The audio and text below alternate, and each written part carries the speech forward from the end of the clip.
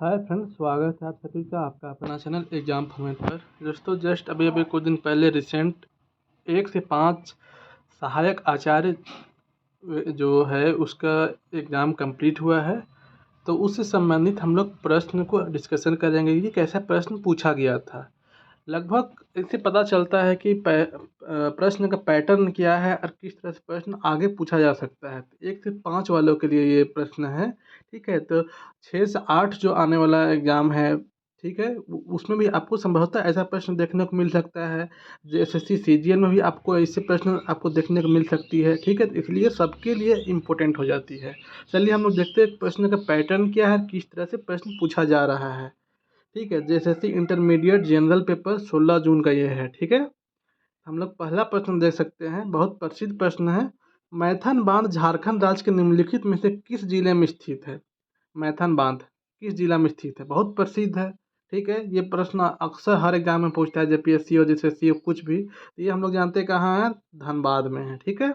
Next प्रश्न हम लोग देखते हैं,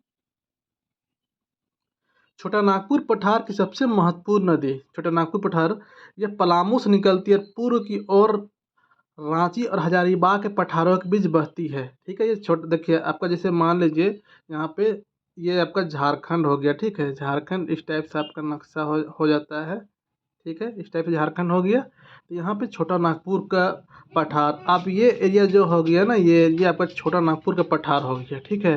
तो यहाँ से आपका इस एरिया से बहते करते ऐसे जाती है, यहाँ पे हजारीबाग हो गया, रांची हो गया, तो ये का दामोदर नदी आपका हो जाता है। नेक्स्ट प्रश्न हम लोग देखते हैं, भारत में कुल कितने राज्यों की सीमा झारखंड से लगती है? देखिए थोड़ा सा प्रश्न का लेवल, कोई कोई प्रश्न आपको कुछ इजी मिल सकती है, ठीक है, कि ये 1 से 5 सहायक आचार्य के लिए था, ठीक है। 6 to 8 भी ऐसा नहीं कि नहीं दिखेगी, ये सब प्रश्न 6 to 8 भी आपको देखने को मिल सकती है, और बहुत सारा प्रश्न हमको सीजीएल में देखने को मिल सकती है। तो भारत के कुल कितने राज्यों की सीमा झारखंड से लगती है? कितना राज्य की सीमा? तो हम लोग जानते हैं कि कुल 5 राज्य है, ठीक है। जैसे आपका ये आपका झारखंड हो गया, चलिए ना मोटा मोटी झारखंड मान लीजिए, ये बिहार हो गया, ये बंगाल हो गया, ये आपका उड़ीसा हो गया, ये छत्तीसगढ़ हो गया, और यहाँ पे गढ़वा से लगता है आपका यूपी है। तो 1 2 3 4 5, कितना? 5 राज्य, ठीक है। हम लोग देखते हैं नेक्स्ट, भारत का 28वें राज्य झारखंड गठन कौन साल में हुआ था? तो हम लोग जानते हैं 2000 में। बेहद ही आसान प्रश्न है। झारखंड में जवाहरलाल नेहरू जैविक उद्यान की स्थापना कब हुई? अब इसको देखिए, बेहद इंपॉर्टेंट प्रश्न है, इसको सीजीएल में आपको पूछ सकता है, कोई दिक्कत नहीं है, ठीक है। क्या है कि सीजीएल, तो यहाँ पे हम लोग देख सकते हैं, तो इसका स्थापना कब हुआ है ये आपका पहले जानना पड़ेगा कि ये आपका बोकारो में है, ठीक है, बोकारो में है। और जानना पड़ेगा कब, कि 1980 में इसका ये हुआ है, और उसका फिर फ्रेश रिनोवेशन कब हुआ था? 1989 में फिर हुआ था फ्रेश से पहला। तो इसका क्या आंसर हो जाएगा? 1980 हो जाएगा। दशक बोला है, और 1980 में ही ये चला है।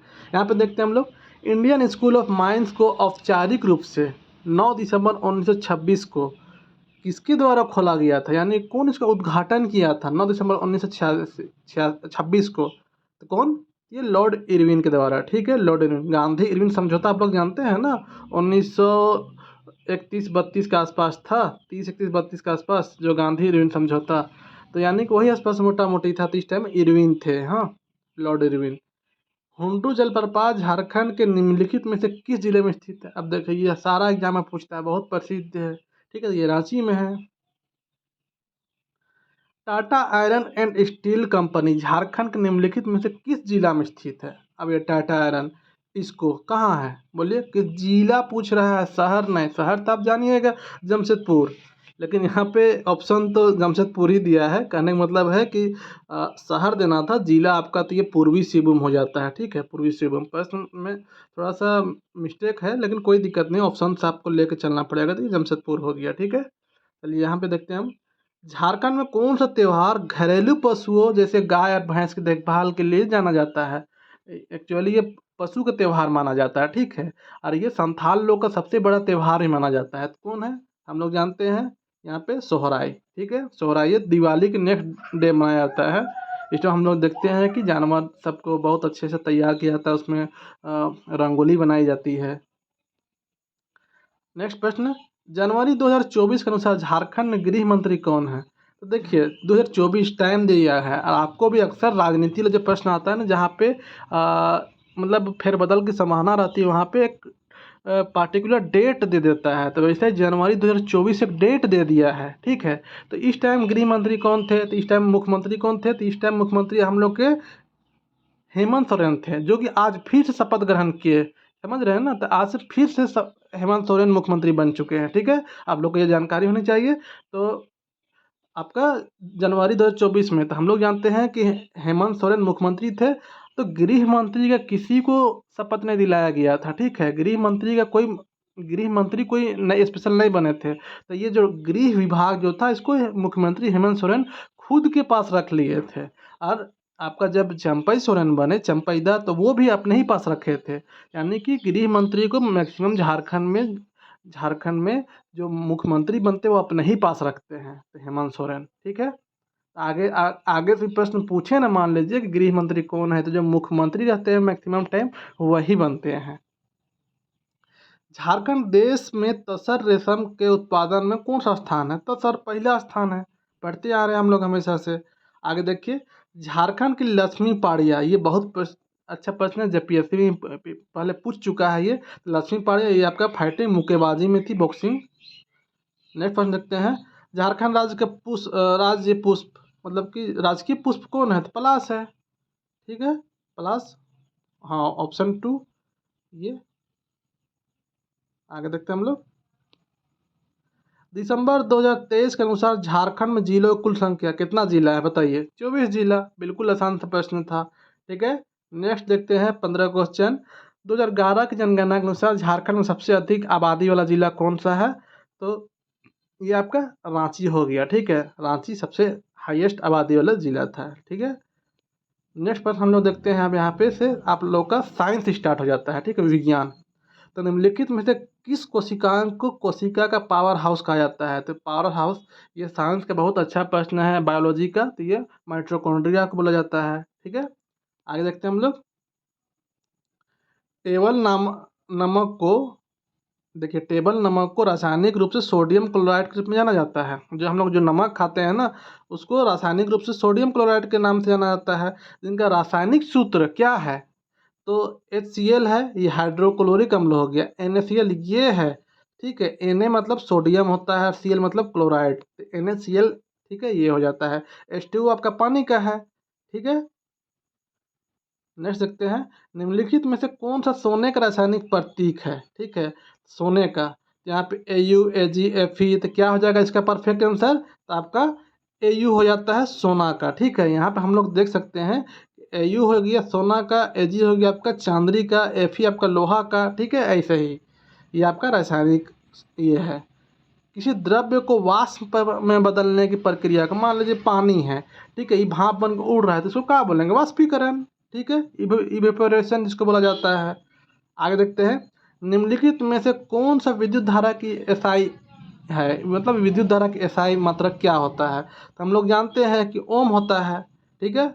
आप लोग पढ़े ही हैं कि नियत ताप पर किसी चालक के सिरों के बीच के विभवांतर उसमें प्रवाहित धारा के समानुपाती होता है, V=IR, मतलब IR, ये आप लोग 10th में पढ़े होंगे, वहाँ भी आप लोग को अच्छे से पता होगा, हमेशा पढ़ते आ रहे होंगे आप लोग की विद्युत धारा के एसआई मात्रक आपका ओम होता है। सॉरी यार, एम्पियर, वो तो प्रतिरोध करना जी, ये एम्पियर मिस्टेक होती है, कोई दिक्कत नहीं है। निम्नलिखित में से किस नियम को जड़त्व के नियम के रूप में भी जाना जाता है, जड़त्व को के नियम के रूप में जाना जाता है, तो न्यूटन का पहला नियम, दूसरा नियम, तीसरा नियम, या कौन सा नियम, तो न्यूटन का गति के पहला नियम को जड़त्व का बोला जाता है, ठीक है। आगे देखते हैं हम लोग, पृथ्वी के वायुमंडल में कौन सी गैस सर्वाधिक प्रचुर मात्रा में है, कौन सा सबसे ज़्यादा मिलता है, तो नाइट्रोजन मिलता है, उसके बाद आपका ऑक्सीजन मिलता है, फिर कार्बन डाइऑक्साइड मिलता है, ठीक है। आगे देखते हैं, अधिकांश पारिस्थितिक तंत्रों के लिए ऊर्जा का प्राथमिक स्रोत निम्नलिखित में से कौन सा है, देखिए पारिस्थितिक तंत्र किसको बोला जाता है, ठीक है, इकोसिस्टम। तो जो हम लोग का प्रकृति है ना, प्रकृति में तो यही एक इकोसिस्टम का निर्माण करता है, कि यहाँ से पानी आया, इसको बकरी खाया, मतलब घास निकला, बकरी खाया, बाघ खाया, इस टाइप से जितना भी एक सिस्टमेटिक तरीके से घास निकला, सबसे पहले उसको बकरी खाई, बाघ खाया, ठीक है। इस टाइप से फिर चील उस टाइप से जितना एक सिस्टम जो बना हुआ है उसको इकोसिस्टम बोला जाता है। तो इसका शुरुआत मतलब प्राथमिक स्रोत क्या है, सबसे शुरुआती स्रोत किसको माना जाता है, ठीक है, तो सूरज की रोशनी को माना जाता है। यहाँ पे इसी के थ्रू ना, सूरज की रोशनी से ही ना मतलब कोई पौधा वौधा निकलता है, उसके बाद फिर उसको नेक्स्ट प्रजाति खाती है, उसके बाद फिर नेक्स्ट उसको खाता है उससे बड़ा प्रजाति। वह प्रक्रिया क्या कहलाती है जिसके द्वारा पौधे अपना भोजन स्वयं बनाते हैं, क्या बोला जाता है, प्रकाश संश्लेषण। ठीक है। और प्रकाश संश्लेषण के लिए सूर्य के प्रकाश आवश्यक है, इसलिए सूर्य के प्रकाश को प्राथमिक ये माना गया है। देखते हैं नेक्स्ट, कौन सा एंजाइम पेट प्रोटीन को पेप्टाइड में बदलता है। पेप्सिन एंजाइम है, बहुत प्रसिद्ध प्रश्न है। ठीक है, पेप्सिन एंजाइम जो प्रोटीन है, हम लोग जो लेते हैं प्रोटीन, उसको पेप्टाइड में चेंज कर देता है। चलिए नेक्स्ट, ये मैथ्स है, मैथ्स का हम लोग पार करते हैं, थोड़ा ही टाइम ले लेगा। इसके बाद आपका बहुत आसान मैथ्स भी पूछा था, और जो आपका रीजनिंग है वो ही बहुत टफ नहीं पूछा था। ठीक है, हम लोग जीएस सेक्शन को स्पेशल अभी देखते हैं। चलिए नेक्स्ट प्रश्न हम लोग देखते हैं, कंप्यूटर से संबंधित। ठीक है, माइक्रोसॉफ्ट ऑफिस का पूर्ण रूप क्या है। अब माइक्रोसॉफ्ट ऑफिस, एमएस ऑफिस इसको बोलते हैं हम लोग, तो क्या है यहाँ पे देखिए, माइक्रोसॉफ्ट ऑफिस का पूर्ण रूप क्या है। एक्चुअली यहाँ पे पूछना था एमएस ऑफिस का फुल फॉर्म क्या होता है यहाँ पे, तो आपका क्या होगा, माइक्रोसॉफ्ट ऑफिस होता है। ठीक है, तो एमएस ऑफिस यहाँ पे प्रश्न पूछता है, लेकिन यहाँ पे क्वेश्चन में ही आंसर दे दिया माइक्रोसॉफ्ट ऑफिस का पूर्ण रूप, जबकि एमएस ऑफिस का पूर्ण रूप पूछना था। 47 यहाँ पे हम लोग देखते हैं, निम्नलिखित में से कौन सा एक इनपुट डिवाइस है। देखिए इनपुट डिवाइस है यहाँ पे, मतलब मान लीजिए कंप्यूटर हो गया। ठीक है, यहाँ पे आपका ये मॉनिटर हो गया, ये आपका कीबोर्ड हो गया, यहाँ पे आपका माउस हो गया। इनपुट किसको बोला जाता है, जिसके थ्रू हम लोग कंप्यूटर को डाटा देते हैं। ठीक है, उसको इनपुट बोला जाता है। ठीक है, लेकिन मान लीजिए हमको 5+7 लिखना होगा, ठीक है, तो डाटा देना होगा, तो हम लोग कीबोर्ड में दबाएंगे ना जी, तो ये इनपुट हो गया, इनपुट कर रहे हैं। उसके बाद हमको जो जो जवाब मिलेगा वो हमको आउटपुट होता है। जैसे प्रिंटर, जैसे मॉनिटर, यहाँ पे 5+7 कितना हो गया, 5+7 आपका 12 हो गया, यहाँ पे 12 लिखेगा, ये मॉनिटर है 12 लिखेगा। ठीक है, तो ये क्या हो गया, आउटपुट हो गया। अब इसी को हम प्रिंट कर देंगे तो हमके पास एक कागज़ आ जाएगा प्रिंट होके, वो भी तो आउटपुट निकाल के दे रहा है। ठीक है, स्पीकर साउंड निकलता है, वो भी तो। कीबोर्ड हो गया हमारा परफेक्ट आंसर। निम्नलिखित में से कौन सा नेटवर्क में राउटर का कार्य है।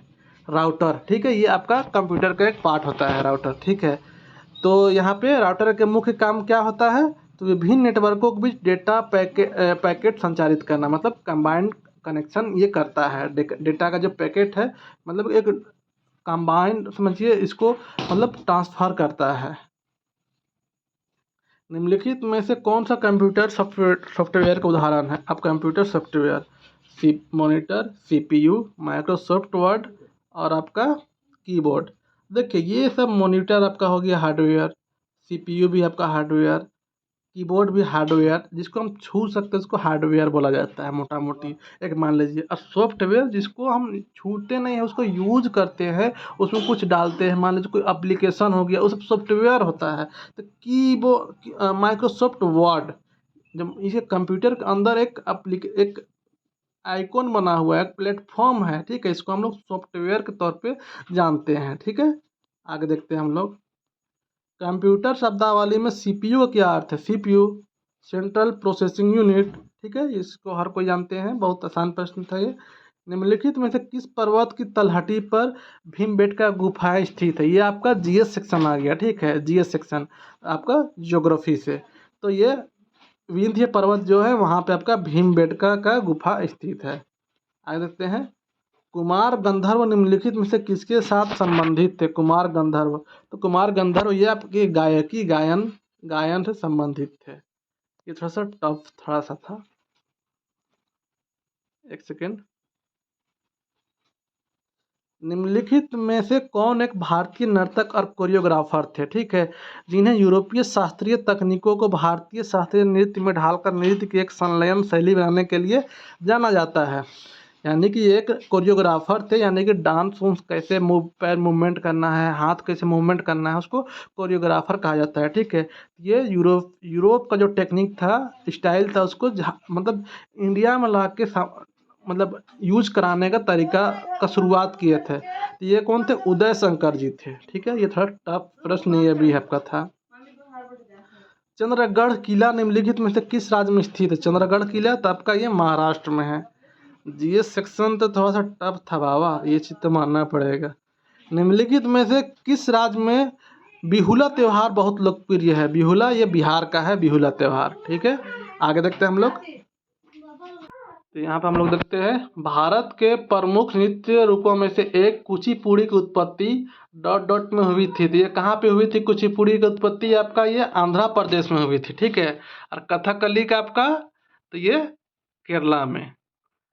सरकार निर्धन परिवारों की पहचान के लिए निम्नलिखित में से किसको परिवार की आय के घोषक के रूप में प्रयोग करती है? मतलब गरीबी का पहचान के लिए किसको? तो आपका क्रय शक्ति, यानी कितना खरीदने का पावर क्षमता है, या सकल राष्ट्रीय आय कितना, या शुद्ध राष्ट्रीय आय, ठीक है, नेट नेशनल इनकम, या आपका जीएनआई, या फिर मासिक प्रति व्यक्ति आय। तो किसको यूज करते हैं?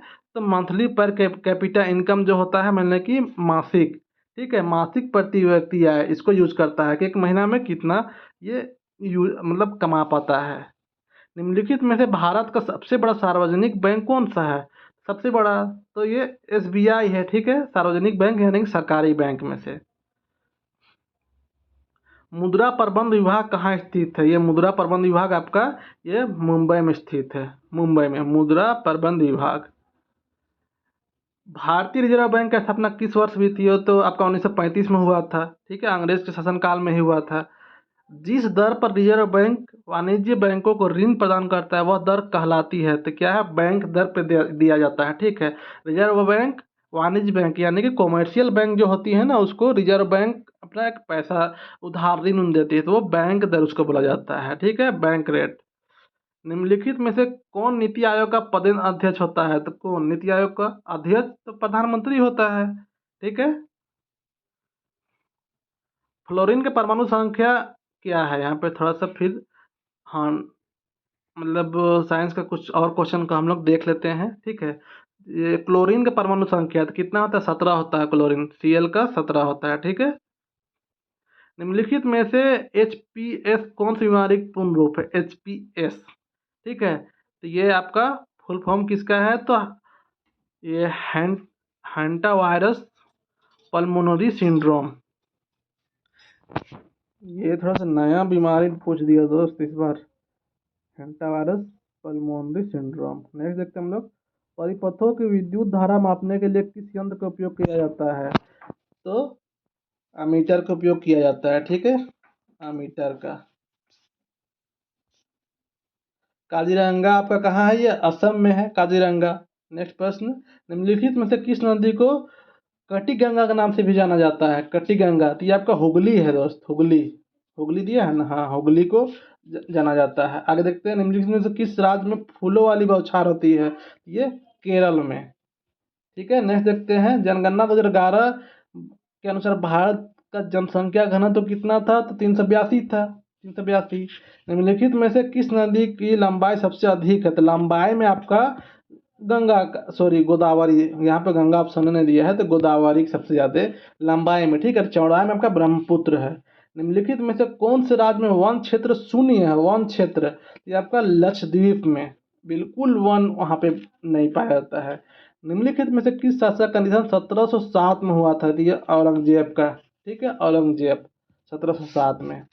और लास्ट प्रश्न हम लोग देखते हैं, निम्नलिखित में से किसने प्रशस्तियों की रचना की थी? तो कौन किया था? सैनिक, वित्त अधिकारी, पुलिस के अधिकारी, या ज्ञानी ब्राह्मण। तो कौन किए थे? ये ज्ञानी ब्राह्मण। ठीक है, ये आपका प्रशस्ति की स्थापना किए थे। और नेक्स्ट लास्ट प्रश्न नंबर रहेगा, भारतीय राष्ट्रीय कांग्रेस किस वर्ष के सत्र में वंदे मातरम पहली बार गाया गया था? यानी कि जो इंडियन नेशनल कांग्रेस जो थी, उस कौन सा सत्र में, कौन सा अधिवेशन में उसका पहली बार वंदे मातरम का गान किया गया था? तो ये आपका आंसर हो जाएगा 1896 में। 1896 में पहली बार इसका गान किया गया था। ठीक है दोस्त, तो आज के लिए हम लोग यहीं पे रख देते हैं, रोक देते हैं, स्टॉप करते हैं।